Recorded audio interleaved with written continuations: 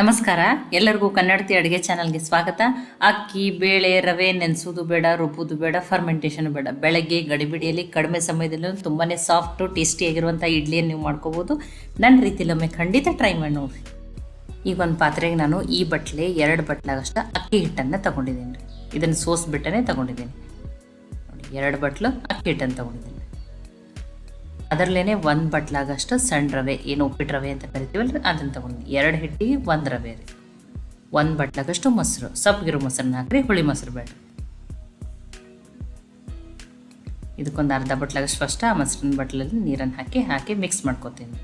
ಆಮೇಲೆ ನೋಡಿಬಿಟ್ಟು ನೀರನ್ನು ಹಾಕೋತೀನಿ ರೀ. ಇಡ್ಲಿ ಹಿಟ್ಟು ಯಾವ ರೀತಿ ಇರ್ತದಲ್ಲ ಅದರಷ್ಟೇ ನೀವು ನೋಡಿ ನೀರನ್ನು ಹಾಕ್ಕೊಂಡು ಹಿಟ್ಟು ಕಲಸಿ ರೆಡಿ ಮಾಡ್ಕೊರಿ. ಇನ್ನೊಂದು ಬಟ್ಲಾಗಷ್ಟು ಹಾಕ್ತೀನಿ ರೀ. ನಾನು 1.5 ಬಟ್ಲಾಗಷ್ಟು ನೀರನ್ನು ಹಾಕಿದ್ದೇನೆ ರೀ. ನೋಡಿ, ಒಂದೇ ಡೈರೆಕ್ಷನ್ ಮಿಕ್ಸ್ ಆದಮೇಲೆ ಒಂದೇ ಡೈರೆಕ್ಷನ್ದಾಗ 1-2 ನಿಮಿಷ ಆಗಷ್ಟು ಈ ರೀತಿ ಮಿಕ್ಸ್ ಮಾಡ್ಕೊರಿ. ಒಂದೇ ಡೈರೆಕ್ಷನ್ ಅವಾಗ ಏನಾಗ್ತದೆ, ಹಿಟ್ಟನ್ನು ಸ್ವಲ್ಪ ಫಳ್ಳಾಗಿಬಿಡ್ತದೆ ರೀ. ನೋಡಿ, ನೀಟಾಗಿ ಮಿಕ್ಸ್ ಆಗಿದ್ರಿ. ಈ ಹಿಟ್ಟು ಮತ್ತು ರವೆ ಚೆಂದಂಗೆ ನೆನೆಲಿ ರೀ. ಇದನ್ನು ಮುಚ್ಚಿ 10 ನಿಮಿಷ ತೆಗೆದಿಡ್ತೀನಿ ರೀ. ಇದನ್ನೇನು ಒಂದು ಚಟ್ನಿಯನ್ನು ಮಾಡ್ಕೊತೀನಿ ರೀ. Instant idli, instant chutney. ಈ ಕಡಾಯಿಗೆ ಒಂದು ಅರ್ಧ ಸ್ಪೂನಾಗಷ್ಟು ಎಣ್ಣೆನ ಹಾಕಿನಿ ರೀ. ಎಣ್ಣೆ ಕಾಯ್ದ ಮೇಲೆ ಒಂದು ಅರ್ಧ ಈರುಳ್ಳಿಯನ್ನು ಹಾಕಿದ್ದೀನಿ ರೀ. 1-3 ಮೆಣಸಿನ್ಕಾಯಿ, ಸ್ವಲ್ಪ ಹಸಿ ಶುಂಠಿ, 3 ಬೆಳ್ಳುಳ್ಳಿ ಹೆಸಳನ್ನು ಹಾಕ್ತಾಯಿದ್ದೀನಿ. ಸ್ವಲ್ಪ ಹುಣಸೆ ಹಣ್ಣು. ಈಗ ಈರುಳ್ಳಿ ಮೆಣಸಿನ್ಕಾಯಿನೆಲ್ಲ ಫ್ರೈ ಮಾಡ್ಕೊತೀನಿ. ಈ ಫ್ರೈ ಮಾಡಿ ಚಟ್ನಿ ಮಾಡಿದ್ರೆ ಟೇಸ್ಟೂ ತುಂಬಾ ಚೆನ್ನಾಗಿ ಬರ್ತದೆ. 1 ನಿಮಿಷ ಆಗಷ್ಟೇ ಫ್ರೈ ಮಾಡ್ಕೊಂಡಿದ್ದೀನಿ ಅಷ್ಟೇ. ಹೈ ಫ್ಲೇಮ್ದಲ್ಲಿಟ್ಟೇ ಮಾಡೀನಿ ರೀ. ಇದಕ್ಕೊಂದು 2 ಸ್ಪೂನಾಗ ಶೇಂಗಾನ ಹಾಕ್ತಾಯಿದ್ದೀನಿ. ಸಿಪ್ಪೆ ತೆಗೆದುಬಿಟ್ಟು ಹಾಕಿದ್ದೀನಿ. ಹುರಿದಿರೋ ಶೇಂಗಾ, ನೀವು ಸಿಪ್ಪೆ ದರಸ್ಲೇನು ಹಾಕ್ಬೋದು. 2 ಸ್ಪೂನಾಗಷ್ಟೇ ಪುಟಾಣಿ ಅಥವಾ ಹುರ್ಗಡ್ಲೆಯನ್ನು ಹಾಕೀನಿ ರೀ. ಇವಂತೂ ಹುರಿದಿದ್ದೇ ಇರ್ತವೆ. ಹಾಗೆಯೇ ಒಂದು ಅರ್ಧ ನಿಮಿಷ ಆಗಷ್ಟೇ ಮಿಕ್ಸ್ ಮಾಡ್ಕೊಂಡಿನಿ ಅಷ್ಟೇ. ಗ್ಯಾಸನ್ನು ಆಫ್ ಮಾಡಿದ್ದೀನಿ ರೀ. ಒಂಚೂರು ಆರಲಿ ರೀ. ಆರಿದ್ಮೇಲೆ ಮಿಕ್ಸಿಗೆ ಹಾಕೋತೀನಿ ರೀ. ನೋಡಿ,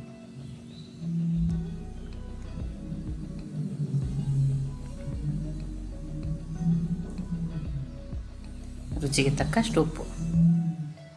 ಈಗ 1 ಬಟ್ಲಾಗಷ್ಟು ನೀರನ್ನು ಹಾಕ್ಕೊಂಡು ನಿಮ್ಗೆ ಚಟ್ನಿ ಎಷ್ಟು ತೆಳು ಬೇಕೋ ಗಟ್ಟಿ ಬೇಕೋ ನೋಡಿಕೊಂಡು ನುಣ್ಣಗೆ ರುಬ್ಕೋತೀನಿ ರೀ. ನಾನು ತುಂಬ ತೆಳುವೂ ಮಾಡಲ್ಲ, ತುಂಬ ಗಟ್ಟಿನೂ ಮಾಡಲ್ಲ. ನೋಡಿ, ಚಟ್ನಿ ರೆಡಿ ಆಗಿದೆ. ಇದೇ ರೀತಿಯೂ ತಿನ್ಬೋದು, ಅಥವಾ ಇದಕ್ಕೊಂದು ಸ್ವಲ್ಪ ಒಗ್ಗರಣೆ ಹಾಕ್ಕೊಂಡು ತಿಂದರೆ ಟೇಸ್ಟಿನೂ ಚೆನ್ನಾಗಾಗ್ತದೆ. ಒಗ್ಗರಣೆಗೆ ಒಂದು ಸ್ವಲ್ಪ ಅರ್ಧ ಸ್ಪೂನ್ ಎಣ್ಣೆ, ಸಾಸಿವೆ, ಜೀರಿಗೆ, ಕರಿಬೇವು, ಒಣಮೆಣಸಿನ್ಕಾಯಿ ಹಾಕಿ ಒಗ್ಗರಣೆಯನ್ನು ಹಾಕಿದ್ದೀನಿ ರೀ. ಆ ಒಗ್ಗರಣೆಯನ್ನು ನಾನು ಇದಕ್ಕೆ ಹಾಕ್ತೀನಿ ರೀ. ನೋಡಿ,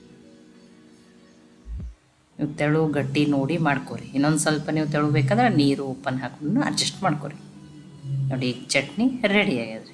ನೋಡಿ, ಎಷ್ಟು ಚೆನ್ನಾಗಿ ಬಂದದ. ಈರುಳ್ಳಿ ಬೇಯಿಸಿ ಹಾಕಿರೋ ಚಟ್ನಿ ಟೇಸ್ಟೂ ತುಂಬಾ ಚೆನ್ನಾಗಿರ್ತದೆ ರೀ. ಒಮ್ಮೆ ಇದನ್ನು ಖಂಡಿತ ಟ್ರೈ ಮಾಡಿ ನೋಡಿರಿ. ಇದು ನಾನು ಕದಕ ಸೈಡಿಗೆ ಇಡ್ತೀನಿ. ನೋಡಿ, 10 ನಿಮಿಷ ಆಗ್ಯದ್ರಿ. ರವೆ ಹಿಟ್ಟನ್ನು ಚೆನ್ನಾಗಿ ನೆಂದಿರ್ತದೆ ರೀ. ನೋಡಿ, ಈ ರೀತಿ 1 ನಿಮಿಷ ಆಗಷ್ಟು ಒಂದೇ ಡೈರೆಕ್ಷನ್ದಾಗ ತಿರುಗ್ರಿ. ಸ್ವಲ್ಪ ಹಿಟ್ಟನ್ನು ಫಳ್ಳಾಗ್ತೈತೆ. ರುಚಿಗೆ ತಕ್ಕಷ್ಟು ಉಪ್ಪನ್ನು ಹಾಕ್ತಾಯಿದೆ. ನೋಡಿ, ಈಗ ಅದನ್ನು ಮಿಕ್ಸ್ ಮಾಡ್ಕೊತೀನಿ ರೀ. ಮಿಕ್ಸ್ ಆಗಿದ್ರಿ. ಈ ನೀರು ಕರೆಕ್ಟ್ ಆಗಿತ್ತು, ಹಿಟ್ಟು ಕರೆಕ್ಟ್ ಆಗಿದ್ರಿ. ತುಂಬ ತೆಳು ಅಂದರೆ ಇದೇ ರೀತಿ ಇಡ್ಲಿ ಹಿಟ್ಟಿಗೆ ಯಾವ ರೀತಿ ಬೇಕೋ ಆ ರೀತಿ. ಇದಕ್ಕೊಂದು ಅರ್ಧ ಸ್ಪೂನಾಗಷ್ಟು ಈನೋವನ್ನು ಹಾಕ್ತಾಯಿದ್ದೀನಿ. ಈನೋ ಬೇಡ, ಹೆಲ್ತಿಗೆ ಒಳ್ಳೆ ಇಲ್ಲ ಅಂದ್ರೆ ನೀವು ಬೇಕಿಂಗ್ ಸೋಡಾ ಅನ್ನೋದ್ರೂ ಹಾಕ್ರಿ, ನಡಿತೈತಿ. ಈನೋವನ್ನು ಲಾಸ್ಟಿಗೆ ಹಾಕಬೇಕು. ಅದು ಆ್ಯಕ್ಟಿವೇಟ್ ಆಗೋಕ್ಕೆ ಸ್ವಲ್ಪ ನೀರನ್ನು ಹಾಕ್ತೀನಿ ರೀ. ಈಗ ಅದನ್ನು ಮಿಕ್ಸ್ ಮಾಡ್ಕೊತೀನಿ ರೀ. ನೋಡಿ, ನಮ್ಗೆ ಏನೋ ಬೇಡ ಅಂದರೆ ನೀವು ಬೇಕಿಂಗ್ ಸೋಡಾ ಹಾಕ್ಬಿಟ್ಟು ಮಾಡ್ಕೊರಿ. ನೋಡಿ, ಈಗ ಹಿಟ್ಟು ರೆಡಿ ಆಗಿದೆ. ಈಗ ಇಡ್ಲಿ ಪ್ಲೇಟಿಗೆ ನಾನು ಆಲ್ರೆಡಿನೂ ಎಣ್ಣೆಯನ್ನು ಹಚ್ಚಿ ಇಟ್ಕೊಂಡಿದ್ದೀನಿ ನೋಡಿರಿ. ಈಗ ಈ ಹಿಟ್ಟನ್ನು ಹಾಕ್ತೀನಿ ನೋಡಿರಿ. ಬೆಳಗ್ಗೆ ಗಡಿಬಿಡಿಯಲ್ಲಿ ಕಡಿಮೆ ಸಮಯದಲ್ಲಿನೂ ನೀವು ಈ ಬ್ರೇಕ್ಫಾಸ್ಟನ್ನು ಮಾಡಿ ಮಕ್ಕಳಿಗೆ ಲಂಚ್ ಬಾಕ್ಸಲ್ಲಿ ಕೂಡ ಹಾಕಿ ಕೊಡ್ಬೋದು ರೀ. ನೋಡಿ, ಹಿಟ್ಟು, ಅಕ್ಕಿ, ಬೇಳೆ, ರವೆ ನೆನೆಸಿ ರುಬ್ಬೋದು ನೆನಪಾರಿದ್ರೆ ಅಂದ್ರೂ ಬೆಳಗ್ಗೆ ಗಡಿಬಿಡಿಯಲ್ಲಿನೂ ನಿಮ್ಮ ಬ್ರೇಕ್ಫಾಸ್ಟ್ ರೆಡಿ ಆಗ್ತದೆ. ನೋಡಿ, ಈಗ ಸ್ಟೀಮ್ ಮಾಡೋಕ್ಕೆ ಆಲ್ರೆಡಿ ನೀರನ್ನು ಕೈಲಿಕ್ಕೆ ಇಟ್ಟೀನಿ ರೀ. ನೋಡಿ, ಮುಚ್ಚಿ 5 ನಿಮಿಷ ಸ್ಟೀಮ್ ಮಾಡ್ತೀನಿ ರೀ. ನೋಡಿ, 5 ನಿಮಿಷ ಆಗಿದೆ. ನೋಡಿ, ಚೆನ್ನಾಗಿ ಬೇಯ್ದದ. ನೋಡಿ, ಸ್ವಲ್ಪ ಆರ್ಲಿ ರೀ. ನಾನು ನಿಮ್ಗೆ ಇದನ್ನು ತೆಗೆದುಬಿಟ್ಟು ತೋರಿಸ್ತೀನಿ ರೀ.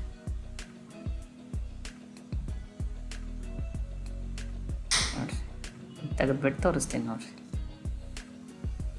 2 ಹಿಟ್ಟಿಗೆ 1 ರವೆ ಹಾಕಬೇಕ್ರಿ. ತುಂಬಾ ಚೆನ್ನಾಗಿ ಬರ್ತಾವೆ ರೀ ಇಡ್ಲಿ. ನೋಡಿ, ನಾನು ನಿಮ್ಗೆ ತೋರಿಸ್ತಾ ಇದ್ದೀನಿ ಎಷ್ಟು ಪರ್ಫೆಕ್ಟಾಗಿ ಇಡ್ಲಿ ಬಂದಾವೆ ನೋಡಿರಿ. ಎಷ್ಟು ಸಾಫ್ಟ್ ಅದ ನೋಡಿ. ನೋಡಿ, ಆ ಇನೋದಿಂದ ಸ್ವಲ್ಪ ಇಷ್ಟು ಸಾಫ್ಟ್ ಬರ್ತಿರ್ಬೋದು. ಸ್ವಲ್ಪ ಬೇಕಿಂಗ್ ಸೋಡಾ ಹಾಕಿದರೆ ಇದಕ್ಕಿಂತ ಒಂಚೂರು ಗಟ್ಟಿ ಬರ್ತಿರ್ಬೋದು ರೀ, ಅಷ್ಟೇ. ನೋಡಿ, ತುಂಬಾ ಪರ್ಫೆಕ್ಟ್ ಆಗಿರೋ ಇಡ್ಲಿ ಬಂದವ್ರಿ. ಇನ್ನೊಂದನ್ನು ತೋರಿಸ್ತೀನಿ. ಏನೋ ಕೆಲವರು ಹೆಲ್ತಿಗೆ ಒಳ್ಳೆಯದಲ್ಲ ಥರ, ನೀವು ಏನೋ ಬೇಡ ಅನ್ನೋರು ಬೇಕಿಂಗ್ ಸೋಡಾ ಹಾಕಿಬಿಟ್ಟು ಮಾಡ್ಕೊಡಿ. ಎಲ್ಲ ಇಡ್ಲಿನೂ ಎಷ್ಟು ಪರ್ಫೆಕ್ಟಾಗಿ ಎಷ್ಟು ಸಾಫ್ಟಾಗಿಯೇ ಬಂದಾವೆ ನೋಡಿರಿ. ತುಂಬಾ ಈಸಿಯಾಗಿರುವಂಥ ರೆಸಿಪಿ ಅದು ರೀ. ಎಲ್ಲ ಇಡ್ಲಿನೂ ಎಷ್ಟು ಚೆನ್ನಾಗಿ ಬಂದಾವೆ ನೋಡಿ. ಎಷ್ಟು ಪರ್ಫೆಕ್ಟಾಗಿ ಇನ್ಸ್ಟಂಟ್ ಆಗಿರುವ ಇಡ್ಲಿ ರೆಡಿ ಆಗ್ಯದ. ಅದ್ರ ಜೊತೆ ಇನ್ಸ್ಟಂಟ್ ಚಟ್ನಿನೂ ರೆಡಿ ಆಗ್ಯದ್ರಿ. ಮುರಿದು ಬಿಟ್ಟು ತೋರಿಸ್ತೀನಿ ನೋಡಿ. ತುಂಬಾ ಸಾಫ್ಟಾಗಿರುವಂಥ ಇಡ್ಲಿ ಇದೆ ನೋಡಿ. ಬಿಸಿ ಬಿಸಿ ಇಡ್ಲಿ ರೆಡಿ ಆಗ್ಯಾವ್ರಿ. ಅದ್ರ ಜೊತೆ ಈ ಇನ್ಸ್ಟಂಟ್ ಆಗಿರೋ ಚಟ್ನಿನೂ ರೆಡಿ ಆಗಿದೆ ರೀ. ಈ ಇಡ್ಲಿ ಚಟ್ನಿ ರೆಸಿಪಿ ನಿಮಗೆ ಇಷ್ಟ ಆಗಿದ್ರೆ ಲೈಕ್ ಮಾಡಿ, ಶೇರ್ ಮಾಡಿ, ಕಮೆಂಟ್ ಮಾಡಿರಿ. ಖಂಡಿತನೂ ಟ್ರೈ ಮಾಡಿ ನೋಡಿರಿ. ಮತ್ತೆ ಒಳ್ಳೆ ರೆಸಿಪಿ ಜೊತೆ ಸಿಗೋಣ. ಎಲ್ಲರಿಗೂ ಧನ್ಯವಾದಗಳು. ಕನ್ನಡತಿ ಅಡುಗೆ ಚಾನಲನ್ನು ಸಬ್ಸ್ಕ್ರೈಬ್ ಮಾಡಿ, ಬೆಲ್ ಐಕಾನ್ ಪ್ರೆಸ್ ಮಾಡೋದನ್ನು ಮರಿಬೇಡ್ರಿ.